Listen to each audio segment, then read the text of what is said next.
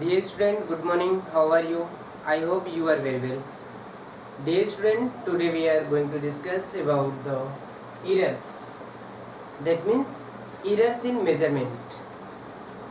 ये है part 5 units and measurement class 11 का ये चैप्टर है, चैप्टर 2।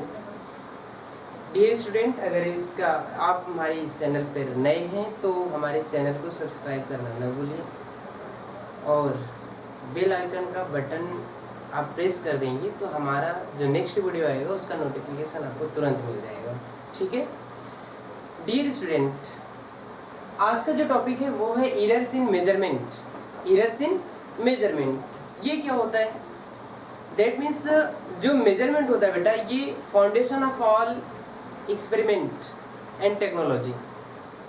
हमारा जो मेजरमेंट होता है ये एक्सपेरिमेंट का या फिर टेक्नोलॉजी का ये फाउंडेशन होता है। बट जब हम लोग मेजरमेंट करते हैं तो उसमें कुछ कमी आ जाती है, या तो मेजरमेंट ज़्यादा हो जाता है या तो कम हो जाता है। जो उसका एक्चुअल वैल्यू होता है उससे या तो ज़्यादा हो जाएंगे या तो फिर कम हो जाएंगे, है ना।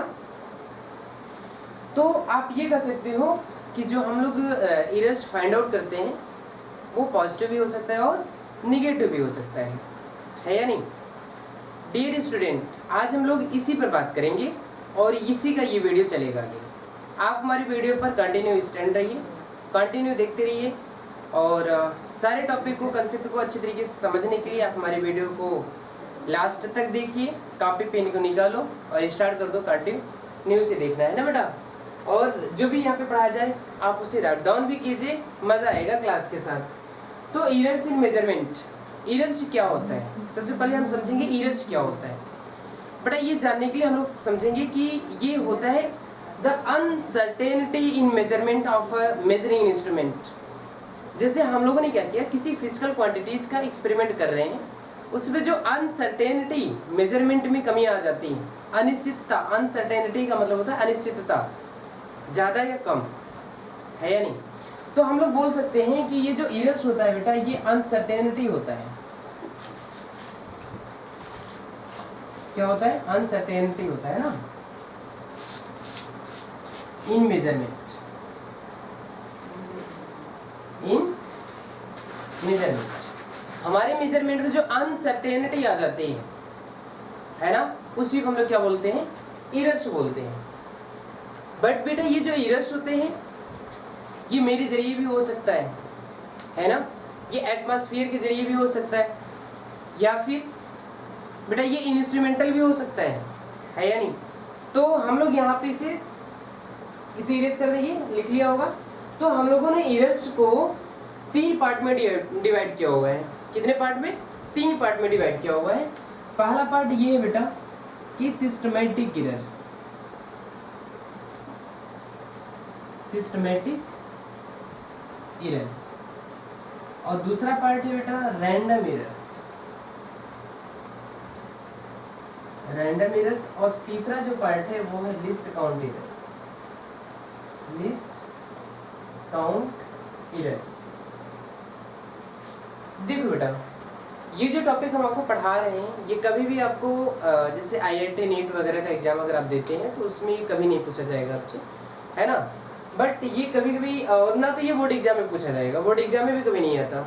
हाँ कभी कभी हमारी क्लास में अगर टेस्ट वगैरह हो रहे हैं तो हमारे टीचर आपसे ये पूछ सकते हैं कि सिस्टमेटिक एरर्स, रैंडम एरर्स क्या होते हैं और लिस्ट काउंट एरर्स क्या होते हैं। तो ये मुझे जानना बहुत ज़रूरी है बेटा, ओके। तो बेटा ये सिस्टमेटिक एरर्स क्या होते हैं? सिस्टमेटिक एरर्स का मतलब ये होता है जो कभी कभी मेरे जरिए भी हो जाता है, जो हमसे हो जाता है एरर्स, है ना, जिसको हम लोग जानते रहते हैं। दैट मीन्स इसे आप बोल सकते हैं कि यूनिडायरेक्शनल एरर्स होते हैं ये, या प्रेडिक्शनल एरर्स होते हैं, है ना। या ये एरर्स ऐसे होते हैं जो मुझे पता होता है, नोन होता है ना, इसको हम लोग जानते रहते हैं। नोन एरर्स होते हैं ये लोग, जिसको मुझे पता रहता है कि हाँ एरर्स आ सकते हैं, है ना। और ये जो रैंडम एरर्स होता है ये अननोन होता है, अननोन काजेस की वजह से हो सकते हैं। किसकी वजह से? अननोन काजेस की वजह से हो सकते हैं। ये पता नहीं रहता आपको फिर भी हो जाते हैं, है ना, रैंडम एरर्स। रैंडम एरर्स का मतलब क्या? जैसे कभी भी आपने देखा होगा टेम्परेचर में चेंजमेंट हो जाना, फ्लक्चुएशन इन टेम्परेचर। किसकी वजह से? फ्लक्चुएशन इन टेम्परेचर, है ना। फ्लक्चुएशंस इन टेम्परेचर, इसकी वजह से भी ये हो सकता है ना। वोल्टेज सप्लाई की वजह से भी हो सकता है ये, है ना। और मैग्नेटिक या इलेक्ट्रिक फील्ड की वजह से भी ये हो सकता है, ये रैंडम एरर्स। बात समझ में आ रही नहीं आ रही? बट बेटा ये जो सिस्टमेटिक एरर है, ये सिस्टमेटिक एरर किसकी वजह से होता है? ये हमें नोन होता है, ये मुझे पता रहता है कि इसमें एरर्स आने वाले हैं, है ना। और लेकिन बेटा ये सिस्टमेटिक एरर जो होते हैं ये 3 तरीके के होते हैं, इसको 3 कैटेगरी में डिवाइड किया गया है। कितनी कैटेगरी में? 3 कैटेगरी में डिवाइड किया गया है बेटा, ठीक है। पहली कैटेगरी क्या होती है इसकी बेटा? पहली कैटेगरी होती है instrumental error, instrumental errors, instrumental errors होते हैं। और दूसरा कैटेगरी क्या होता है? ऑब्जर्वेशन एरर होता है, ऑब्जर्वेशन एरर होता है। या फिर इसे हम लोग बोलते हैं पर्सनल एरर।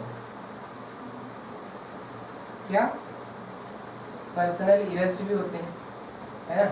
या फिर ऑब्जर्वेशन एरर या पर्सनल या फिर इंस्ट्रूमेंटल एरर होते हैं, ठीक है।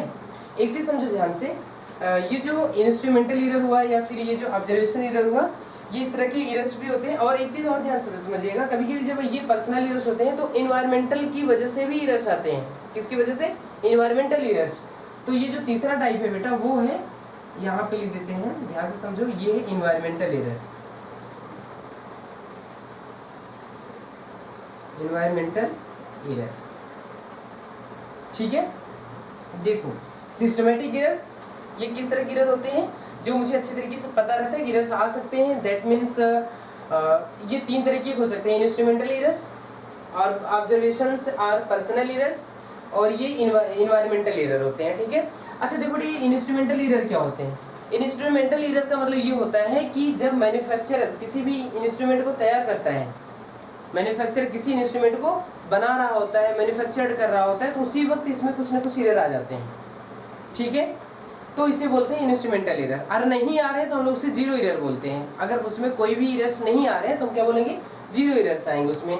और ऑब्जर्वेशन एरर का मतलब क्या होता है? ये कभी कभी हम लोग जब ऑब्जर्वेशन करते हैं या फिर जैसे पर्सनल एरर भी इसे हम लोग बोलते हैं तो हम लोग लैब में जाते हैं, एक्सपेरिमेंट करते हैं, तो उस वक्त भी हम सबकी वजह से ऑब्जर्वेशन हम लोग गलत कर लेते हैं, है ना। 5.2 आया रहता है तो हम लोग 5.1 ले लेते हैं कभी कभी, है ना।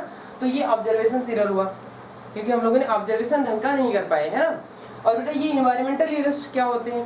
इन्वायरमेंट की वजह से होते हैं, जैसे टेम्परेचर की वजह से हो सकता है, प्रेशर की वजह से हो सकता है, इलेक्ट्रिक या मैग्नेटिक फील्ड की वजह से हो सकता है।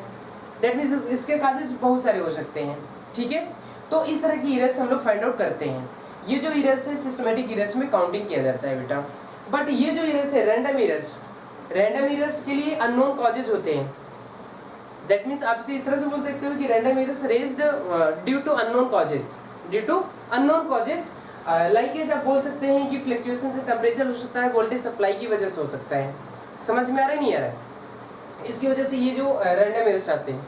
बट एक चीज ध्यान देना, इस रैंडम एरर्स को रिड्यूस कैसे किया जा सकता है? रैंडम एरर्स को रिड्यूस कैसे किया जा सकता है? बट एक चीज ध्यान देना कि अगर आप नंबर ऑफ ऑब्जर्वेशंस बढ़ा दो, क्या बढ़ा दो? नंबर ऑफ ऑब्जर्वेशंस बढ़ा दो,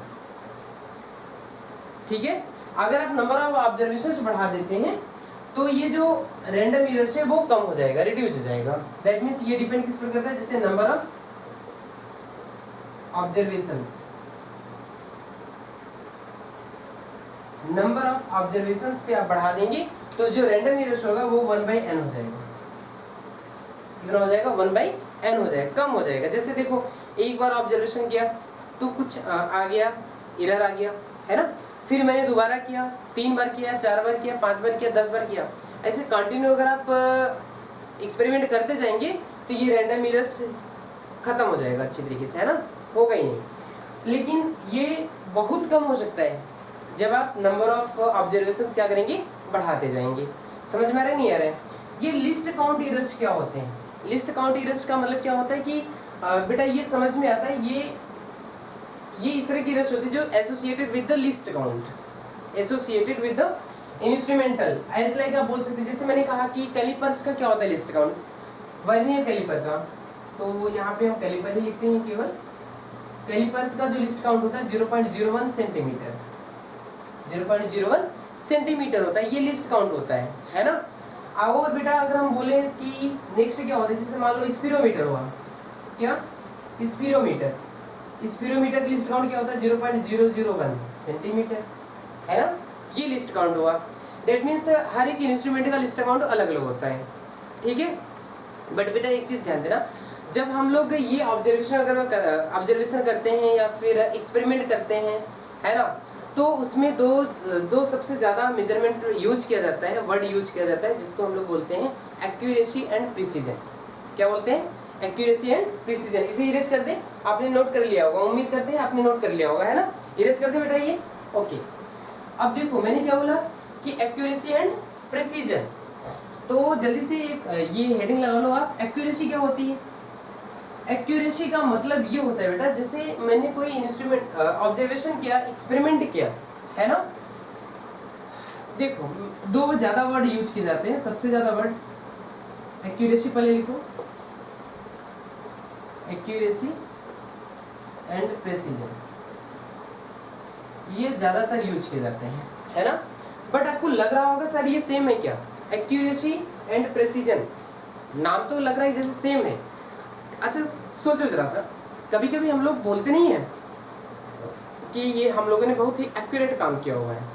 एक्यूरेट काम का मतलब समझते हैं? जैसे मैंने कहा कि मैंने आपको 1000 रुपये का कॉइन दिया, क्या दिया? 1000 रुपये का मैंने कॉइन दे दिया, एक रुपये का, है ना, कॉइन दिया, और 3 लोग बैठे हुए हैं, मैंने कहा काउंटिंग करो। जो फर्स्ट बंदा था, मान लो 3 लोग यहाँ पर बैठे हुए हैं, है ना, मैंने इनको 1000 रुपये का कॉइन दे दिया, मैंने कहा काउंटिंग करके बताओ कितना है ये, है ना। बट मुझे तो पता है इसका एक्चुअल वैल्यू कितना है, 1000, मुझे पता है कि उसका एक्चुअल वैल्यू कितना है, मुझे पता है कि उसका एक्चुअल वैल्यू है 1000, समझो जरा, है ना, 1000।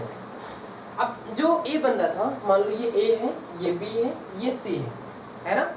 ये जो ए बंदा है, इन्होंने काउंटिंग किया और काउंटिंग करके बताया कि ये जो है, जो कॉइन्स आपने दिया हुआ है, ये करीब है 998 रुपया है, समझो। तो हम क्या बोलेंगे कि शायद ये एक्यूरेट आया हुआ है, जो वैल्यू 1000 थी, मैंने सोचा शायद सही बता रहा है, लगभग तो सही है, मात्र 2 रुपये का डिफरेंस आ रहा है। ये जो बी था, ये भी काउंटिंग किया, ये काउंटिंग करके बताया कि ये है करीब 999 रुपया है। ये तो भाई इससे भी ज़्यादा एक्यूरेट आ गया, है कि नहीं। दैट मीन्स ये इससे ज़्यादा एक्यूरेट बताया। ये बंदा जो था, ये काउंटिंग किया, ये बता दिया, ये आ गया है करीब, है ना, 997 आ गया। या फिर कभी कभी ज़्यादा गिन लेता है, ये बोलता है कि 1001 रुपीज़ है, 1001 रुपया है, तो ये भी क्या है, एक्यूरेट वैल्यू है, ये भी इसके नज़दीक की वैल्यू है ना। बट सबसे ज़्यादा एक्यूरेट वैल्यू कौन सी है? ये 999 रुपये के पास बिल्कुल करीब में है ना, ये भी है उसके करीब में ही है बिल्कुल। तो बेटा ये हम लोग बोल सकते हैं कि जो हमारा जो एक्चुअल वैल्यू है, जो एक्चुअल वैल्यू है, उसके कितने करीब तक आपने उसे काउंटिंग करके लाए हैं, या कितने करीब तक आपने उसको मेजरमेंट कर रखा है, उसको बोलते हैं एक्यूरेसी। समझ में आ रहा है नहीं आ रहा है? उसे क्या बोलते हैं? एक्यूरेसी। दैट मीन्स, और ये जो प्रिसीजन होता है, समझो, चलो एक एग्जांपल और लेते हैं, आपको समझ में आएगा ना। मान लो ये एक्यूरेसी की बात हो रही है, ठीक है। मान लो बेटा मैंने आपको कोई एक वायर दिया, हमने कहा कि वायर की जो एक्चुअल लेंथ है वो है 10 सेंटीमीटर। कितना है? 10 सेंटीमीटर इसका एक्चुअल लेंथ है ना। बट मैंने एक बार जो उसका ऑब्जर्वेशन किया, फर्स्ट टाइम ऑब्जर्वेशन किया, तो उसका जो लेंथ आया वो 9.8 सेंटीमीटर आ गया। कितना आ गया? 9.8 सेंटीमीटर आ गया। फिर मैंने काउंटिंग किया, मान लो फिर उसको मैंने मेजरमेंट किया, तो वो आ गया करीब 9.6 सेंटीमीटर आ गया, है ना। फिर मैंने मेजरमेंट किया, तो हो सकता है वो 10.1 सेंटीमीटर आ गया, है ना। ये तीन बार मैंने इसका ऑब्जर्वेशन किया। तो 3 बार ऑब्जर्वेशन करने के बाद देखो अलग अलग वैल्यू आया हुआ है, बट ये सारे वैल्यू जो हैं इसके रेंज में ही है, कहीं है कि नहीं। दैट मीन्स ये क्लोज में है, नज़दीक में है, बोल सकते हैं इसके नज़दीक में है। तो ये हुआ बेटा इसका एक्यूरेट वैल्यू। अगर एक्यूरेट इसका निकालो तो हम इसका क्या कर देते हैं, इसका मीन वैल्यू निकाल लेते हैं। समझ में आ रहा नहीं यार? इसका क्या निकाल लेते हैं? मीन वैल्यू निकाल लेते हैं। वही उसका क्या होता है, एक्यूरेट वैल्यू हो जाता है ना। समझ में आ रहा है नहीं आ रहा है? अब देखो जरा, ये प्रिसीजन क्या होता है? प्रिसीजन का मतलब क्या होता है कि जैसे देखो किसी भी इंस्ट्रूमेंट का एक लिस्ट काउंट नंबर होता है। क्या होता है? Least count number. और least count number is determine the precision. Least count number ही क्या डिटरमाइन करता है? उसका प्रिसीजन। दूसरा मतलब ये भी समझ सकते हो, ये जो वैल्यू प्रिसीजन होता है ये बिल्कुल क्लोज होते हैं, बिल्कुल क्लोज होते हैं, बहुत कम डिफरेंस आता है। डिफरेंस का मतलब क्या? नियर अबाउट डिफरेंस आता है, 0.01 का आ सकता है या 0.1 का आ सकता है या फिर 0.001 का आ सकता है। बात समझ आ रही नहीं है? जितना ज्यादा, जितना अधिक लिस्ट काउंट होगा, समझो समझो, जैसे मैंने कहा कि जितना, देखो ये लिस्ट काउंट सबसे कम ये है, देखो ये सबसे, ये ज्यादा है, फिर इससे कम ये है ना, फिर इससे कम ये है, सबसे कम लिस्ट काउंट यही है। जिसका सबसे कम लिस्ट काउंट होगा उसका सबसे ज्यादा एक्यूरेसी होगी। एक्यूरेसी क्या होगा? सबसे ज्यादा होगा, है ना। दैट मीन्स अगर बोलेंगे कि स्मॉलर लिस्ट काउंट और smaller precision then greater accuracy. Accuracy क्या होगी इसकी? बहुत ज्यादा होगी। समझ में आ रहा है नहीं आ रहा है? तो प्रिसीजन का मतलब ये समझ सकते हैं, जैसे ये 10 सेंटीमीटर का वो लेंथ था, वायर का लेंथ था, मैंने इसको मेजरमेंट किया तो ये करीब में आ गया, इसको मैंने मेजरमेंट किया तो ये आ गया 9.8 सेंटीमीटर, है ना। या फिर ऐसे लिख सकते हैं 9.08 सेंटीमीटर, 9.07 सेंटीमीटर, 9.06 सेंटीमीटर, 9.05 सेंटीमीटर, है या नहीं। अब जरा देखो इसमें कितने का डिफरेंस आ रहा है? इसमें डिफरेंस जो आ रहा है वो 8 और 7, दैट मीन्स ये आ रहा है 0.01 का डिफरेंस आ रहा है। तो इसका प्रिसीजन कितना हुआ? 0.01 का हुआ। समझ में आ रहा है नहीं आ रहा है? बिल्कुल देखो ये क्लोज में है, बट इस दोनों में डिफरेंस क्या है ये बताओ? दोनों में डिफरेंस ये है, ये जो आपने मेजरमेंट किया हुआ है इसमें जो डिफरेंस आ रहा है वो बहुत ही स्मॉलर डिफरेंस आ रहा है, 0.01, 0.001 का आ सकता है, 0.1 का आ सकता है। तो ये हुआ इसका प्रिसीजन। बट एक्यूरेसी क्या होती है?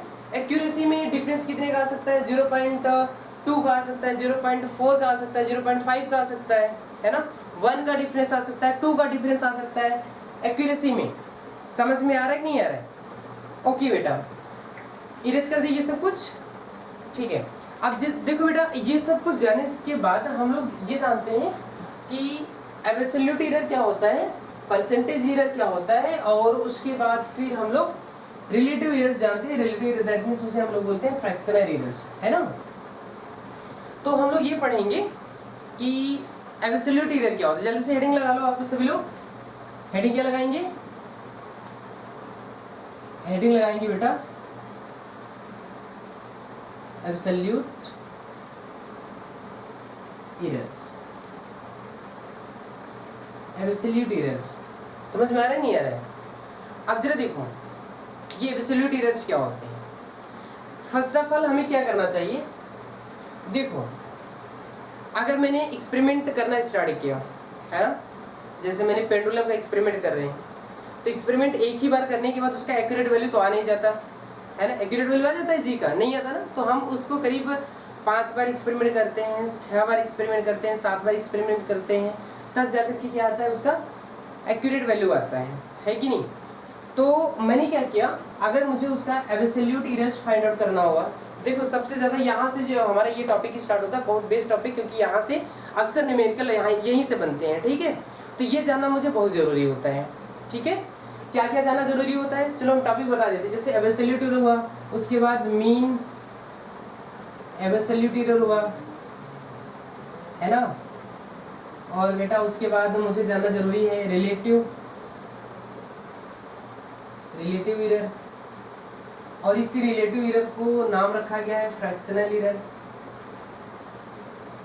फ्रैक्शनल एरर, है ना। उसके बाद बोला जाता है परसेंटेज एरर।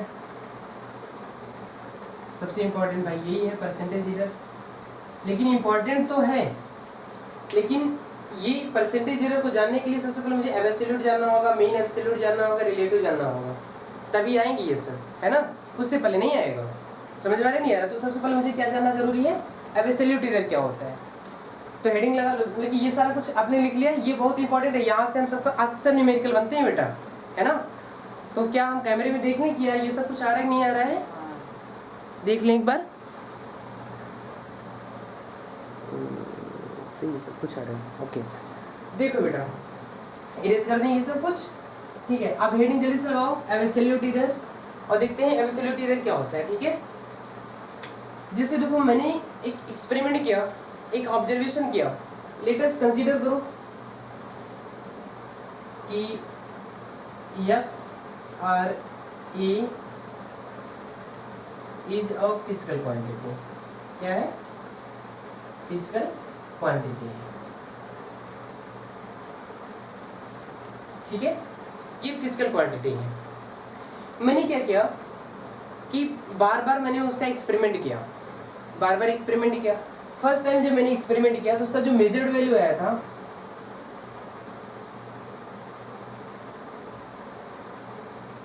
मेजर्ड वैल्यू का मतलब जो मैंने मेजरमेंट किया, एक बार मैंने उसका पेंडुलम घुमाया या फिर मैंने किसी स्केल से मेजरमेंट किया, कोई वायर, मान लो मैंने ये एक वायर लिया, इस वायर का, या फिर ये मार्कर है, मार्कर ही समझो, मार्कर का मैंने एक बार मेजरमेंट किया, मान लो इसका मेजरमेंट आया 5 सेंटीमीटर, है ना। तो मान लेते हैं फर्स्ट जो मेजर्ड वैल्यू आया है वो आया है A1, कंसीडर कर लो A1 आया है। सेकेंड बार मैंने किया तो क्या आ गया, सेकेंड टाइम से मैंने किया तो A2 आ गया, है ना। थर्ड टाइम किया तो A3 आ गया मेजर्ड वैल्यू। उसके बाद फिर मैंने किया तो A4 आ गया, फिर मैंने किया A5 आ गया। ऐसे करते करते मैंने कई n टाइम्स कर दिया। मैंने कितने टाइम्स कर दिया? n टाइम्स कर दिया। बेटा एक चीज़ समझो, कभी कभी ऐसा नहीं होता, कभी कभी ये दे देता है कि उसका कोई टोटल वैल्यू नहीं देता। जैसे ये वायर है, मान लो ये वायर है, तो इस वायर का टोटल वैल्यू नहीं दिया हुआ है, तो हम लोग क्या करेंगे, टोटल वैल्यू अगर नहीं दिया हुआ है तो ये जो मैंने मेजर्ड वैल्यू फाइंड आउट किया हुआ है ना, मेजर्ड वैल्यू ये जो मैंने निकाला हुआ है, इसका हम लोग मीन निकाल लें, मीन फाइंड आउट कर लेंगे। दैट मीन्स ए मीन आप कैसे फाइंड आउट कर सकते हैं? दैट मीन्स इन सारे मेजर्ड वैल्यू को ऐड कर लीजिए, और ऐड करने के बाद नंबर ऑफ ऑब्जर्वेशन डिवाइड कर दो, तो ये हो जाएगा A1 plus A2 plus A3 plus A4 plus A5, कहाँ तक हो जाएगा, प्लस AN, है ना। बाई क्या हो जाएगा, N, नंबर ऑफ ऑब्जर्वेशन, कितनी बार आपने ऑब्जर्वेशन किया हुआ है। या तो फिर आप इसे एक छोटे से, आपने अगर स्टैटिस्टिक्स आपने पढ़ा होगा, है ना, ग्रुप डाटा वगैरह आपने मैथमेटिक्स में पढ़ा होगा, तो आप इसे इस तरह से रिप्रेजेंट कर सकते हो, समेशन i = 1 to n, है ना। उसके बाद ये ऑब्जर्वेशन A है तो यहाँ पे AI, है ना, और बाई यहाँ पे हम क्या लगा सकते हैं, 1/n। हम इसे ये भी लिख सकते हैं। समझ में आ रहा है नहीं आ रहा है? ठीक है बेटा, ये तो हुआ इसका A मीन।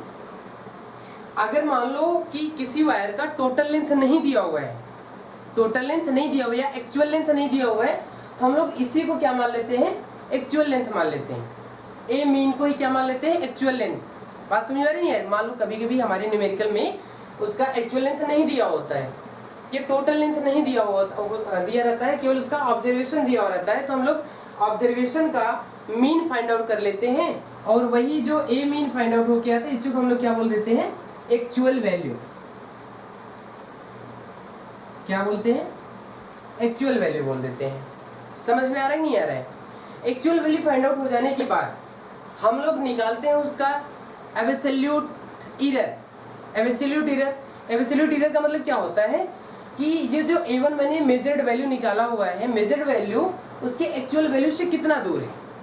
मतलब कि एब्सोल्यूट एरर का मतलब क्या होगा, एब्सोल्यूट एरर का मतलब ये होगा कि ये जो मैंने मेजर्ड वैल्यू निकाला हुआ है A1, मैंने पहली बार ऑब्जर्वेशन किया, है ना, पहली बार ऑब्जर्वेशन करने के बाद उसके जो एक्चुअल वैल्यू था उससे कितनी दूर है ना, वो निकाल लेंगे। दैट मीन्स हम लोग डेल्टा A1 निकाल लेते हैं, डेल्टा A1 निकाल लेते हैं। एक चीज ध्यान देना, एब्सोल्यूट एरर्स को हम लोग डेल्टा से रिप्रेजेंट करते हैं, डेल्टा x से या फिर डेल्टा A से रिप्रेजेंट। यहाँ पर हम लोग A का ऑब्जर्वेशन ले रहे हैं तो डेल्टा A से रिप्रेजेंट करेंगे, है ना। एब्सोल्यूट एरर ये नेगेटिव भी हो सकता है और पॉजिटिव भी हो सकता है।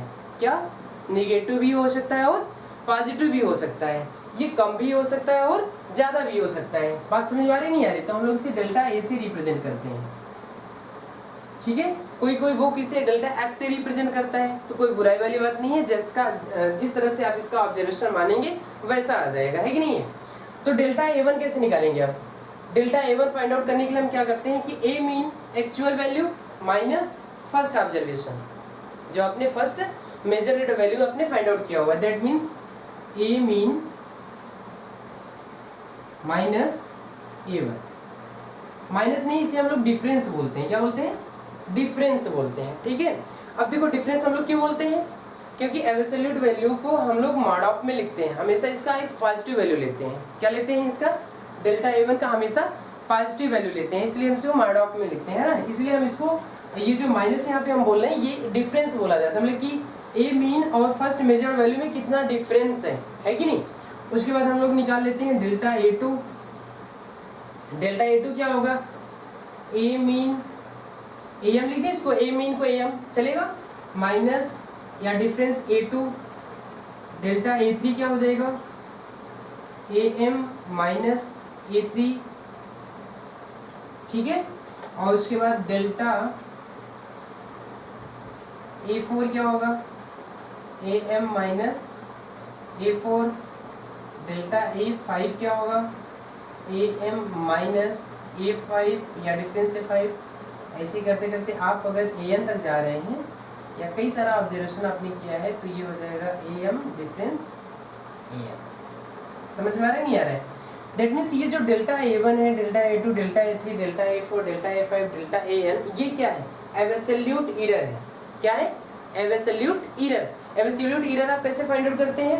एब्सोल्यूट एरर का मतलब ये होता है कि actual value difference measured value, ठीक है।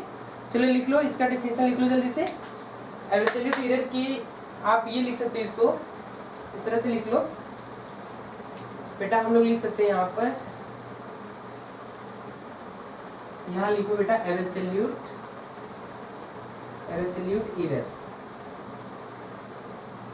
इसे इस तरह से लिख सकते हो, actual error, sorry actual value है ना, difference measured value, measured value. समझ में आ रहा है नहीं आ रहा है? एब्सोल्यूट एरर का मतलब क्या होगा? Actual value difference measured value, है ना। समझ में आ रहा है नहीं आ रहा है? आप जरा देखो बेटा, आपके न्यूमेरिकल में ज्यादातर क्या दिया जाता है? ज्यादातर बेटा आपको मीन एब्सोल्यूट एरर दिया जाता है। क्या? Mean absolute error. Mean absolute error क्या होता है? ये जो आपने एब्सोल्यूट एरर फाइंड आउट किया हुआ है, ये जो एब्सोल्यूट एरर आपने निकाला हुआ है, इसी का आप क्या फाइंड आउट कर लो? मीन फाइंड आउट कर लो, है ना। तो क्या फाइंड आउट हो जाएगा? Mean absolute error. क्या इसे हम इरेज कर दें? ओके बेटा, अब जरा सा हेडिंग लगाओ आप लोग कि mean absolute error, mean absolute error क्या हो जाएगा? मीन एब्सोल्यूट एरर को हम लोग रिप्रेजेंट करते हैं डेल्टा A बार से। क्या?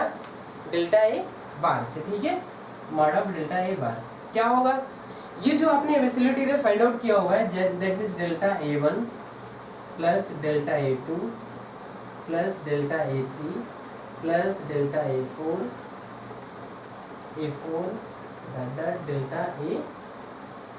Delta AN by n। एक चीज ध्यान दो, इसे आप ये भी लिख सकते हो क्या? देखो 1/n summation i equal to 1 to n delta AI mod of, ये हुआ mod of delta A bar. बेटा एक चीज ध्यान दो, सबसे मेन चीज, सबसे मेन बात क्या जानते हैं बेटा?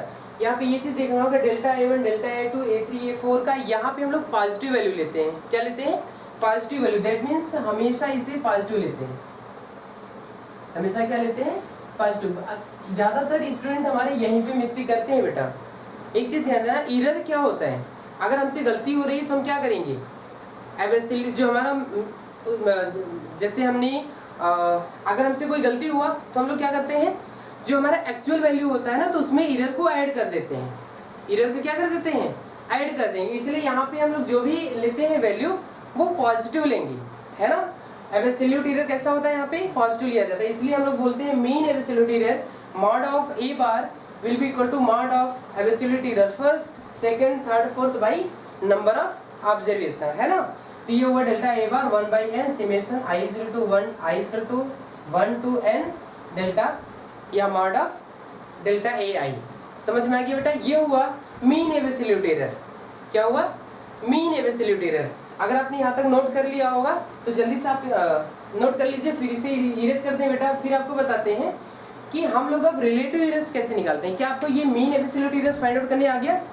अगर आ गया बेटा तो बहुत अच्छी बात है। फिर हम आपको एक एग्जांपल लेके समझाएंगे तो आपको और भी अच्छी तरीके से समझ में आ जाएगा, है ना। चलो इसे इरेज कर दें। अभी एग्जांपल ले लेंगे, कई सारे एग्जांपल सॉल्व करवा देंगे तो मजा आ जाएगा बेटा, है ना। चलो आप जल्दी से हेडिंग आप लोग लगाओ बेटा कि रिलेटिव एरर्स क्या होते हैं। क्या? Relative errors. Relative errors that means हम लोग इसे बोलते हैं फ्रैक्शनल एरर। क्या बोलते हैं? Fractional errors. तो हेडिंग जल्दी से लगा दो, रिलेटिव एरर्स। देखो बेटा, रिलेटिव एरर्स का मतलब ये होता है कि जो हमें अभी अभी फाइंड आउट मैंने किया हुआ है कि mean absolute error and mean error जो भी आपने फाइंड आउट किया हुआ है, that means delta A bar by mod of A mean. समझ में आ रहा है नहीं आ रहा है? इसे क्या बोलते हैं? रिलेटिव एरर और फ्रैक्शनल एरर, है ना। इसी इस तरह से भी लिख लो, कोई बुराई वाली बात नहीं है। यहाँ पे हो जाएगा mean absolute error by mean error. ठीक है बेटा, समझ में आ रहा है नहीं आ रहा है? ये इसे बोलते हैं बेटा रिलेटिव एरर्स। और इसे भी और भी दूसरा नाम क्या है इसका? इसे बोलते हैं फ्रैक्शनल एरर्स। Fractional errors. ठीक है बेटा, समझ में आ रहा है नहीं आ रहा है? फार्मूला याद हो जाएगा बिल्कुल। हाँ, बहुत ही सिंपल है, कोई इसमें ज़्यादा दिमाग लगाने की जरूरत नहीं है। ये चीज़ ध्यान में रखो कि ये जो मैंने mean absolute errors find out किया हुआ है, इसका और मीन एरर का जो रेशियो होता है उसी को हम लोग क्या बोलते हैं? रिलेटिव एरर्स बोलते हैं। मीन एरर्स हम लोग कैसे निकालते हैं? मीन एरर्स का मतलब क्या होता है? जो एक्चुअल में हम लोग जो फाइंड आउट किए थे सबसे स्टार्टिंग में ही, है ना। तो बेटा एक चीज़ ध्यान दो, इसे हम लोग AM भी फाइंड आउट करके AM से भी रिप्रेजेंट करते हैं, उसे मीन एब्सोल्यूट एरर को डेल्टा ए बार से रिप्रेजेंट करते हैं। ठीक है। और और परसेंटेज एरर्स क्या होता है? इसे नोट कर लो जल्दी से। परसेंटेज एरर फाइंड आउट कैसे करते हैं? परसेंटेज एरर्स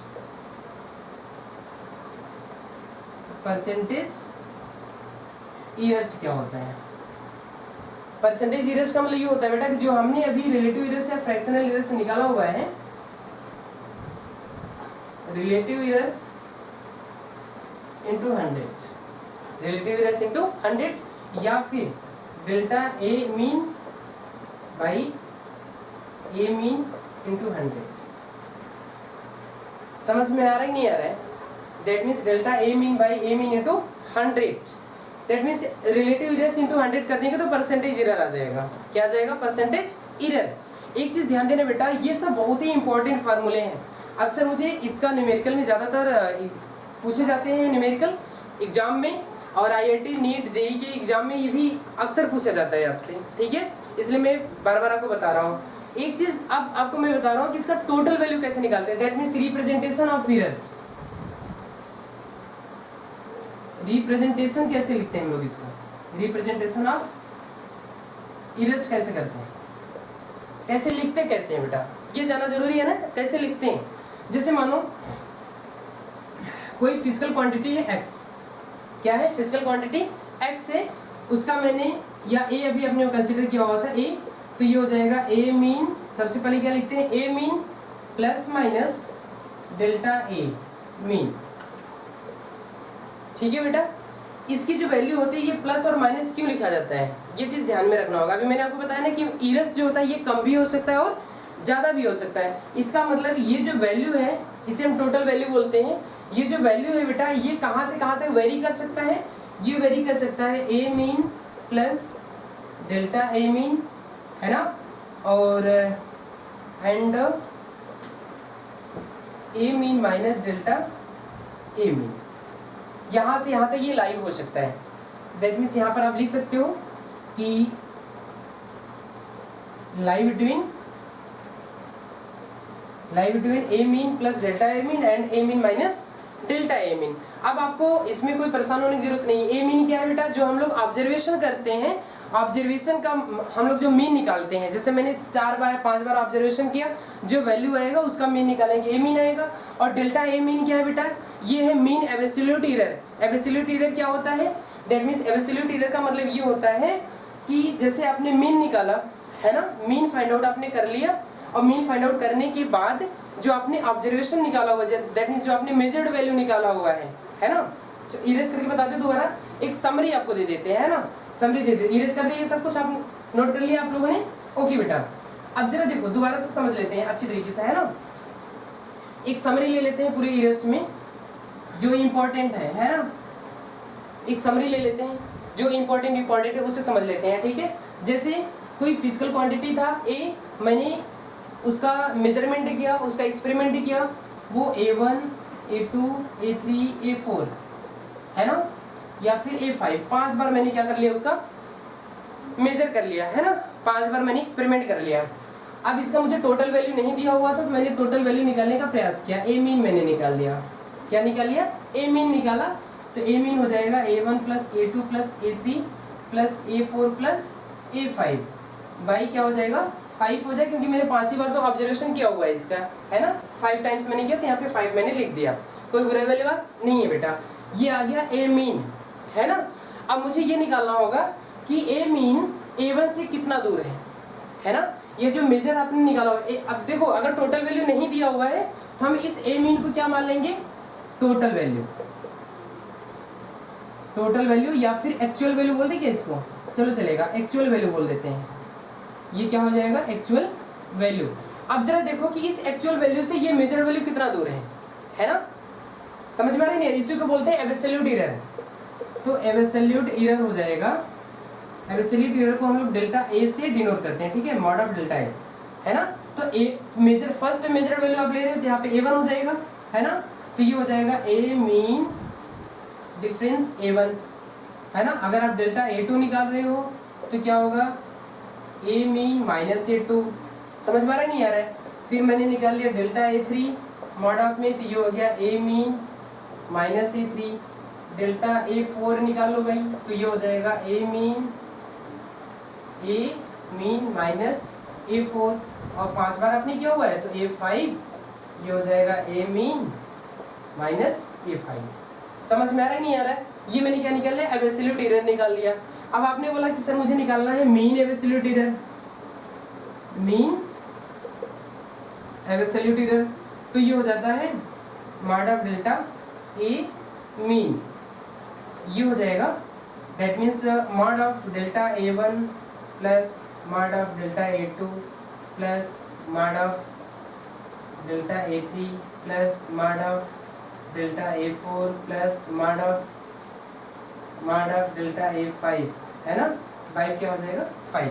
ये हुआ मीन एब्सोल्यूट एरर हुआ, ठीक है, निकालेंगे, फाइंड आउट कर लेंगे, कोई बुरा वाली बात नहीं है बेटा, ओके। अब देखो मीन एब्सोल्यूट एरर निकालने के बाद हम लोग निकालते हैं रिलेटिव एरर्स। क्या निकालते हैं, रिलेटिव एरर्स।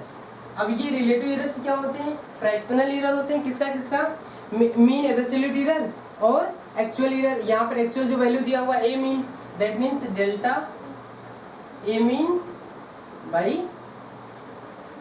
ए मीन, समझ में आ रहा है नहीं आ रहा, ये क्या हुआ, रिलेटिव एरर हुआ। अब मैंने कहा परसेंटेज एरर क्या होगा, तो परसेंटेज एरर भी आपने बताया क्या कि सर रिलेटिव एरर्स में अगर हम लोग 100 का मल्टीप्लाई करा दें तो क्या निकल के आ जाएगा, परसेंटेज एरर आ जाएगा। समझ में आ रहा नहीं आ रहा है, चलो बेटा अगर यहाँ तक आपको समझ में आ गया तो हम लोग बताते हैं अब आपको एग्जाम्पल्स, कुछ एग्जाम्पल से लेकर के सॉल्व कर लेंगे, बहुत मजा आ जाएगा। एक चीज ध्यान देना, सबसे मोस्ट इंपॉर्टेंट क्या जानते हैं, मोस्ट इंपॉर्टेंट ये है बेटा, ये सब कुछ परसेंटेज को रिप्रेजेंट करने का तरीका, परसेंटेज को कैसे रिप्रेजेंट करते हैं, ये देखो बेटा, इरस को रिप्रेजेंट करने का तरीका सीख लो जल्दी से, मजा आ जाएगा। रिप्रेजेंटेशन, है ना, रिप्रेजेंटेशन। अब जरा देखो रिप्रेजेंटेशन ऑफ इरस क्या होते हैं, कैसे लिखते हैं इसको बेटा। जैसे मान लो आपने लिया ए, ये फिजिकल क्वांटिटी था, फिजिकल क्वांटिटी हम लोगों ने कैसे लिखा, देखो सबसे पहले लिखते हैं ए mean plus minus delta A mean. समझ में आ गया नहीं आ गया? रिलेटिव एरर क्या लिखते हैं, इस ये बाई ए रिलेटिव एरर, ताकि delta A mean by A mean, है ना। प्लस माइनस क्यों लगाते हैं बेटा, प्लस माइनस इसका मतलब ये होता है एरर्स कम भी हो सकता है और ज़्यादा भी हो सकता है। बात समझ में आ रही नहीं आ रही है? चलो बेटा अब हम लोग एक दो एग्जाम्पल सॉल्व करते हैं, ठीक है, कोई बुराई वाली बात नहीं है ना। चलो इसे इरेज कर दें सब कुछ, ओके। एक चीज़ देखो थोड़ा सा, हम लोग अगर मैंने कहा कि हमारे पास एक, मैंने कहा बेटा हमारे पास एक Z physical quantity, example number first, कोई जेड फिजिकल क्वांटिटी है, ठीक है, और जेड फिजिकल क्वांटिटी है और ये किस पर डिपेंड करता है, A square B cube by C under root D पर डिपेंड करता है, ठीक है, A square B cube by C under root D पर डिपेंड करता है। तो जेड का परसेंटेज एरर बताओ क्या होगा, find out the percentage error in Z. Z में परसेंटेज एरर फाइंड आउट करके बताइए अब कितना होगा। तो हम लोग करते क्या है, सुनो ध्यान से, सोल्यूशन करते हैं। इसका सोल्यूशन कैसे सॉल्व करेंगे, Z will be equal to A square B cube C under root D.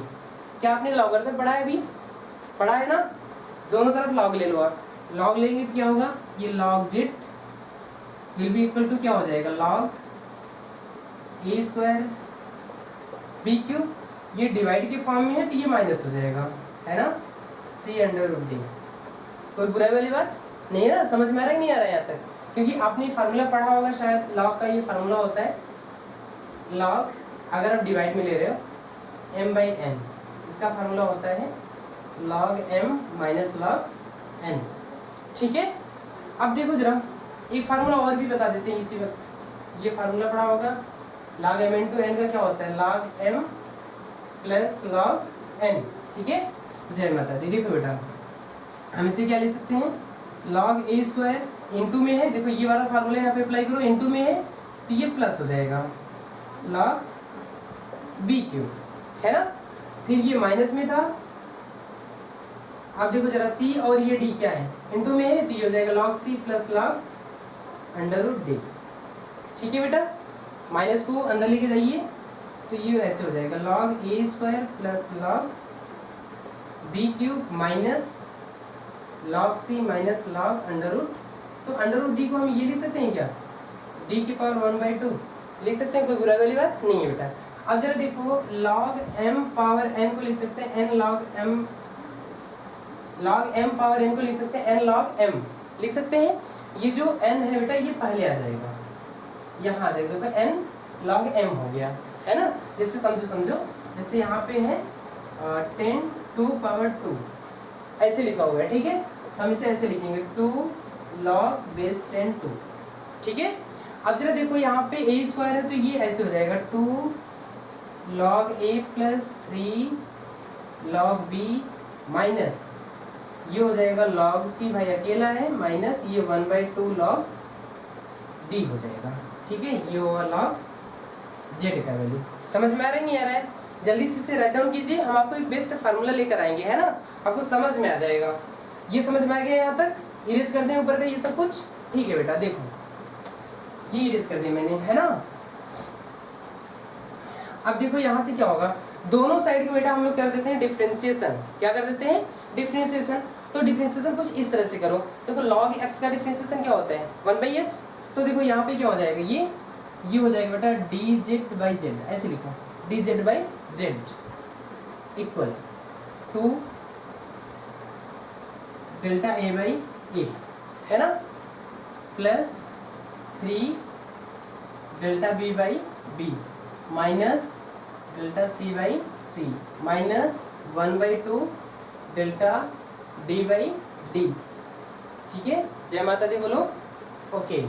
अब जरा देखो ये तो हुआ अभी रिलेटिव परसेंट, ये हुआ रिलेटिव एरर, है ना, रिलेटिव एरर हुआ ये सब कुछ। अब जरा देखो हमें फाइंड आउट करना होता है मैक्सिमम रिलेटिव एरर, कि मैक्सिमम एरर कितना हो रहा है ना। तो बेटा मैक्सिमम एरर को फाइंड आउट करने के लिए ये जो माइनस माइनस का वैल्यू है सब कुछ चेंज कर देते हैं, किसमें, प्लस में कर देते हैं। तो ये हो जाएगा बेटा मैक्सिमम रिलेटिव एरर्स क्या हो जाएगा, D Z by delta Z by Z will be equal to 2 delta A by A plus 3 delta B by B plus delta C by C plus 1/2 delta D by D. समझ में आ रहा है नहीं आ रहा है? ये हुआ एक बेस्ट फार्मूला। कौन सा फार्मूला? ये वो बेस्ट फार्मूला। समझ में आ रहा है नहीं आ रहा है? ओके, ये सब कुछ इरेज कर दिया सब कुछ, ठीक है बेटा। एक चीज ध्यान दो आप लोग कि ये देखो मैंने माइनस को कन्वर्ट कर दिया प्लस में। क्यों कर दिया? क्योंकि ये मुझे मैक्सिमम इरेज फाइंड आउट करना है। क्या फाइंड आउट करना है? Maximum error. अब इन्होंने कहा मैक्सिमम परसेंटेज इरर निकालो आप, मैक्सिमम परसेंटेज इरर, तो दोनों साइड आप किसका मल्टीप्लाई करा दोगे? 100 का। तो बेटा ये ऐसे हो जाएगा delta Z by Z into 100 2 delta A by A into 100 plus 3 delta B by B into 100 plus delta C by C into 100 plus 1/2 delta D by D into 100। समझ में आ रहा है नहीं आ रहा है? ओके, ये सब कुछ क्या है? ये है बेटा परसेंटेज इरर, ठीक है। दैट मीन्स डेल्टा ए में परसेंटेज इरर हम इसे ये लिख सकते हैं बेटा 2 ए परसेंटेज है ना plus 3 be percentage plus C percentage plus 1/2 D percentage. समझ में आ रहा है नहीं आ रहा है? ये हो गया जेड परसेंटेज, ठीक है। कोई बुराई वाली बात नहीं है ना? समझ में आ रहा है नहीं आ रहा है? इस तरह से हम लोग क्या करते हैं कि परसेंटेज फाइंड आउट कर लेते हैं, परसेंटेज इरर्स फाइंड आउट कर लेते हैं, ठीक है। अब देखो ये समझ में आ गया, आपने नोट कर लिया, सभी लोगों ने नोट कर लिया? ओके बेटा, अगर समझ में नहीं आया तो आप प्लीज कमेंट बॉक्स में आप लिख के भेजो, मुझे मैसेज करके भेजो, कमेंट करो कि सर समझ में नहीं आ रहा है या फिर आप काफी तेज पढ़ा रहे हैं, हम अपनी स्पीड को तुरंत क्या कर देंगे, स्पीड को धीमा कर देंगे, ठीक है। चलो देखो, अब जैसे मैंने कहा बेटा एक रेजिस्टेंस है, मान लो एक रेजिस्टेंस है ना। एग्जांपल नंबर 2, मान लो कि एक रेजिस्टेंस आर है, वो वोल्टेज और करंट में इस तरह से रिलेशन रखा हुआ है, V equal to I R होता है, तो आर की वैल्यू क्या हो जाएगी, V बाई आई हो जाएगी, ये V बाई आई हो जाएगा, है ना। अब जरा चेक करते हैं V का वैल्यू क्या होता है। V का वैल्यू दिया हुआ है, एक बुक ले लेते हैं, बुक से सॉल्व कराते हैं आपको, है ना। देखो यहाँ पे दिया हुआ है बेटा, ये दिया हुआ है, हाँ ठीक है, देखो बेटा ये दिया हुआ है where V equal to 100 plus minus 5V, है ना, इस तरह से। एंड I का वैल्यू दिया है बेटा 10 प्लस माइनस 0.2A, है ना। और कह रहा है what is the total error in R। आपको फाइंड आउट करना है total error in R, percentage error find out करना, total percentage error in R। अब ध्यान में रखो कैसे फाइंड आउट करेंगे, सबसे बड़ी बात कैसे फाइंड आउट करेंगे। सुनो, ये टोटल वोल्टेज दिया हुआ है और ये टोटल करंट दिया हुआ है ना। अगर मुझे टोटल परसेंटेज इरर्स निकालना होगा डेल्टा आर में, तो हमें क्या निकालना होगा। देखो बेटा, पहले तो ये लिख लो यहाँ पे सोल्यूशन, एकदम सिंपल सा स्टेप नंबर, है ना। आर इक्वल टू क्या हो जाएगा, V बाई आई मुझे निकालना है बेटा। देखो यहाँ पे मैं लिख दे रहा हूँ, मुझे फाइंड आउट क्या करना है, delta R by R into 100, बस यही फाइंड आउट करना है बस, है ना। तो देखो डेल्टा आर बाई आर कैसे निकालेंगे आप, ये हो जाएगा डेल्टा V बाई V और इसको ऊपर कर देंगे तो ये हो जाएगा plus delta I by I. अब आप बोलेंगे सर ये समझ में नहीं आया मुझे, है ना, कहाँ से आया। चलो इरेज करते हैं सब कुछ, है ना। देखो दोनों साइड लॉग ले लो, ये हो गया लॉग आर, ये हो गया log V minus log I. ये हो सकता है नहीं हो सकता है, दोनों साइड का डिफरेंशिएशन कर दो, delta R by R delta V by V, है ना, और minus delta I by I. But एक चीज ध्यान दो, यहाँ पे बोला टोटल इरर आप फाइंड आउट करना है, टोटल का मतलब ये प्लस करना है आपको, क्या करना है, प्लस करना है। अब देखो डेल्टा V बाई V और डेल्टा I बाई आई ये फाइंड आउट करना है। अब जरा देखो ये जो वैल्यू दिया हुआ है इसी में सब कुछ लिखा हुआ है ना। आपने पढ़ा था जो रिलेटिव इरर्स होता है, रिलेटिव इरर्स, है ना। रिलेटिव इरर्स क्या होते हैं, ये होता है delta A mean by A mean, बेटा यही होता है रिलेटिव इरर्स, होता ही नहीं होता है। अब जरा देखो डेल्टा ए मीन कैसे लिखते हैं, टोटल वैल्यू कैसे लिखते हैं। जैसे मान लो V दिया हुआ है तो V को हम क्या लिख सकते हैं, यानी कि V mean plus minus delta V mean, यही लिखेंगे। तो यहाँ पे ये जो वैल्यू दिया हुआ है ये किस तरह का दिया हुआ है, v इक्वल टू फार्मूला क्या लिखते हैं, v mean plus minus delta v mean, यही होता है। कंपेयर करो, v मीन का वैल्यू क्या 100 है, v मीन दैट मीन्स ये वैल्यू v मीन है ना, तो ये हो जाएगा बाई 100 है ना, और डेल्टा v मीन का वैल्यू क्या है 5 है, तो यहाँ पे 5 हो गया प्लस माइनस डेल्टा i, या वही चीज यहाँ पर भी होगा। देखो ये जो वैल्यू है ये है i मीन का है ना, और ये प्लस माइनस ये है डेल्टा i मीन।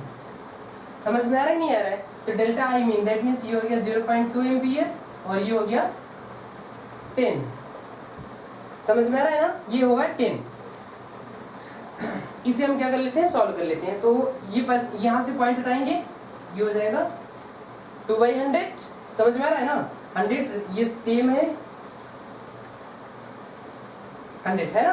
अब देखो ये हुआ 5, ये अब माइनस नहीं देगा, सॉरी ये प्लस है ना, +2 क्या हो गया 5 + 2/100, तो इसे आप लिख सकते हैं 7/100, ये हो गया डेल्टा r/r। क्या बातें समझ में आ रही।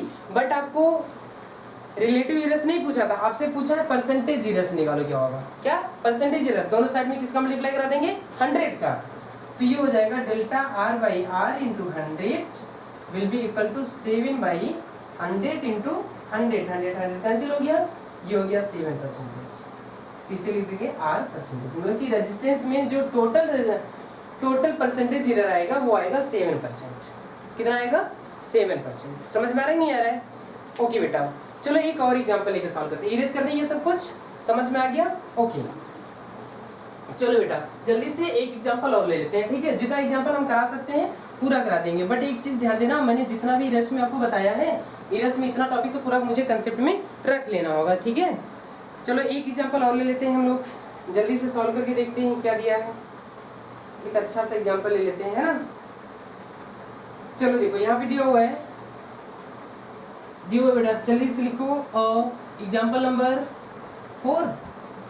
चलो ले लेते हैं, a physical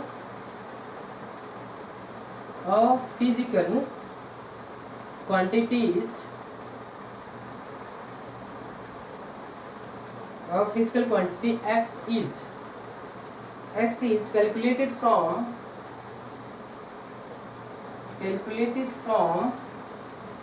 the relations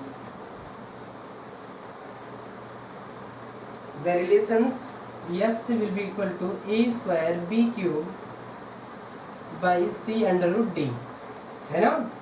if percentage error, percentage वैसे लिखते हैं, percentage error in ABCD are 2%, 1%, 3% and 4%, है ना, respectively. What is the percentage error in x? What is the percentage error in x? बोला कि x में परसेंटेज एरर बताओ क्या होगा, x में परसेंटेज एरर। 4 ऑप्शन दिया हुआ है, ऑप्शन दे दिया आपको, जल्दी से ऑप्शन ले लो बेटा।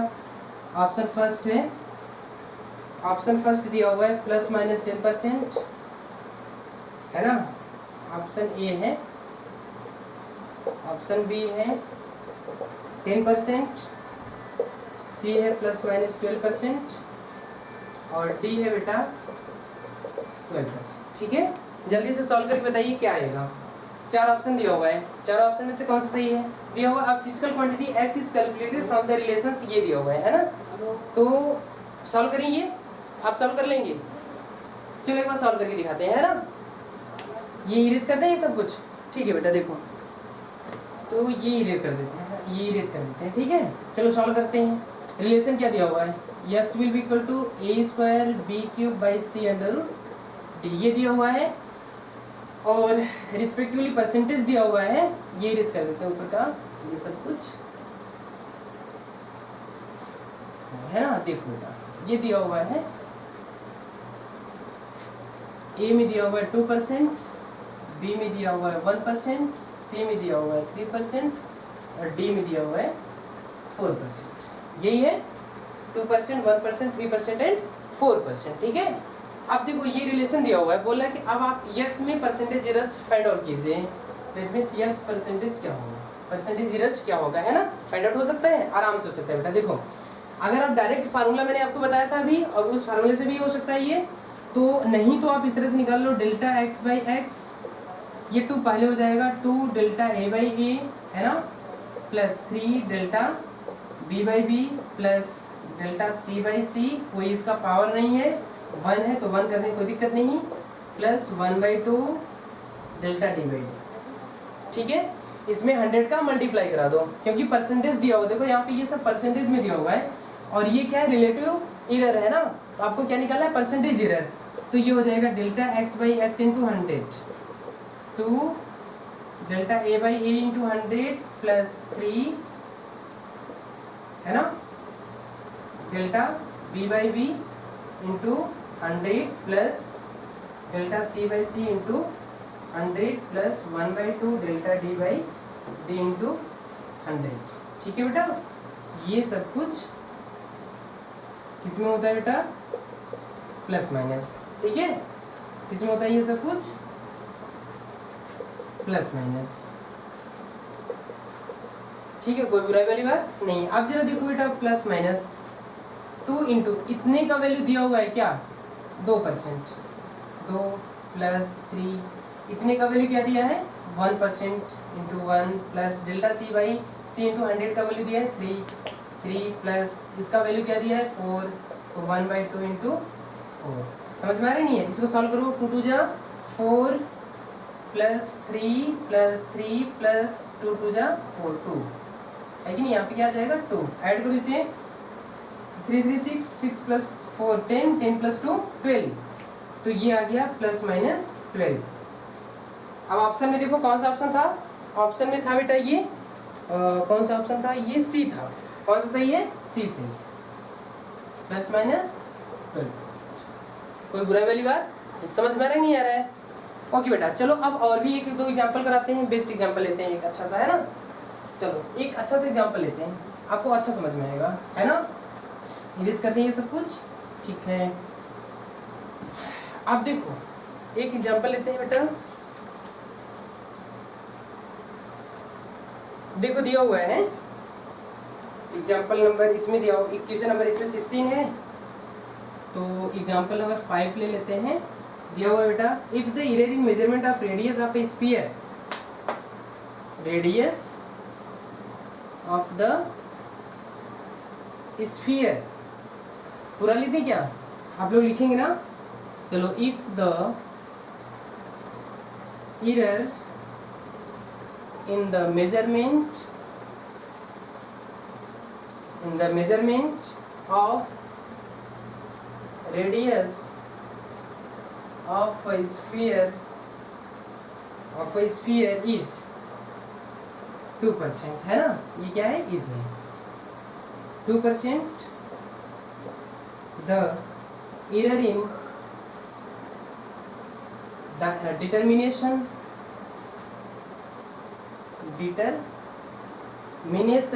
of volume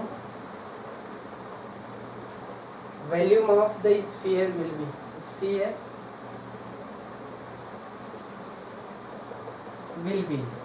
ऑप्शन दिया हुआ है, ऑप्शन दे दें। ए दिया हुआ है 2%, बी दिया है 4%, सी दिया हुआ है 6% और डी दिया है 8%। ओके बेटा, जल्दी से सॉल्व करके दिखाइए कितना आएगा। देखिए बेटा, क्या रहा है, सॉल्व करते हैं हम लोग, और आप वीडियो को पॉज करिए और अपने आप को आंकिए कि क्या मुझे एरर्स फाइंड आउट करने आ गया या नहीं आ गया, है ना। वीडियो को पॉज करके सॉल्व करके देखो क्या आंसर आपका सही है, और सही आंसर आ रहा है तो मुझे कमेंट बॉक्स में लिख के भेजिए, हाँ मेरा आंसर सही है। If the error in measurement of radius of sphere is 2%, that means radius R का परसेंटेज दिया हुआ है 2%, ठीक है, आर में परसेंटेज एरर्स दिया हुआ है 2%, ठीक है। Determination of volume of sphere, तो सबसे पहले मुझे ये पता होना चाहिए कि वॉल्यूम ऑफ स्फीयर क्या होता है। वॉल्यूम ऑफ स्फीयर क्या होता है, 4/3 pi R cube, 4/3 pi R cube. अब जरा देखो मैंने यहाँ पे लिख लिया volume of sphere V 4/3 pi r cube. एक चीज ध्यान से देखो जरा कि ये जो वैल्यू दिया हुआ है, ये जो वैल्यू दिया हुआ है ये कांस्टेंट वैल्यू है। क्या है? कांस्टेंट। इसमें तो कोई एरर नहीं आएगा भाई, कांस्टेंट है ना, इसका वैल्यू तो कांस्टेंट है, इसमें कोई एरर आएगा क्या? कोई एरर नहीं आ सकता। एरर आएगा तो r में आएगा। किसमें आएगा? r में केवल, है ना। तो इसको हम क्या कर दें, छोड़ दें, क्योंकि इसमें कोई एरर आने वाला नहीं है, तो इसका कैलकुलेशन हम इसके साथ नहीं करेंगे। तो बेटा ये आ जाएगा डेल्टा V बाई वी इसका, इसी हम लोग लीव कर देंगे क्योंकि ये कांस्टेंट वैल्यू है। तो ये हो जाएगा 3 डेल्टा r बाई r। मुझे परसेंटेज एरर दिया हुआ है तो दोनों साइड में किसका मल्टीप्लाई करा देंगे? 100 का। तो ये हो जाएगा 3 into delta r by r into 100। इसका वैल्यू दिया हुआ है कितना? 2%। तो 3 इंटू 2 6%। कौन सा सही है? कौन सा सही बेटा? ये सी सही है। कोई बुराई वाली बात? समझ में आ रहा है? बहुत छोटा छोटा है, अच्छा है ना। अब जरा देखो एक दो एग्जांपल और लेते हैं, समझ में आ जाएगा। चलो इरेज कर दें ये सब कुछ। वीडियो ज़्यादा लंबा तो नहीं हो रहा है बेटा? एक बार चेक कर लें कितना बड़ा वीडियो बन रहा है। ये कितने टाइम का वीडियो हो गया?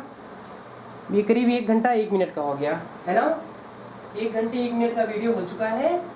अब बेटा इसको यहीं पे ख़त्म करते हैं। ज़्यादा एग्जाम्पल ले लें क्योंकि हमारा वीडियो काफ़ी लंबा हो रहा है और 1 घंटे का वीडियो हो चुका है, ठीक है। मैं आपसे उम्मीद करता हूँ कि ये जो मेरा लेक्चर था एरर्स इन मेजरमेंट में, ये आपको समझ में आया होगा। एंड आप कैसे एब्सोल्यूट एरर्स निकालते हैं, कैसे मेन एब्सोल्यूट निकालते हैं, कैसे परसेंटेज एरर निकालते हैं, कैसे रिलेटिव निकालते हैं, ये सब कुछ मैंने आपको डिटेल कर दिया है। बाकी जो नेक्स्ट वीडियो हम आपके लिए लाएंगे बेटा, वो वीडियो होगा significant of figure and order of magnitude का होगा, और किस तरह से फाइंड आउट करेंगे ये भी बताएंगे। और फिर आप लोग बिल्कुल निश्चिंत रहिए, इस चैप्टर का यूनिट्स एंड मेजरमेंट का हम आपके लिए डेली प्रैक्टिस पेपर भी बना रखे हैं, ये भी हम आपको अवेलेबल करा दें डिस्क्रिप्शन में वीडियो के लास्ट में। अभी नहीं, जब ये चैप्टर खत्म हो जाएगा उसके लास्ट में हम आपको DPP भी दे देंगे, जिससे आप डेली पेपर प्रैक्टिस आप करते रहेंगे कंटिन्यू। बेटा best of luck, thank you and thank you. Okay बेटा।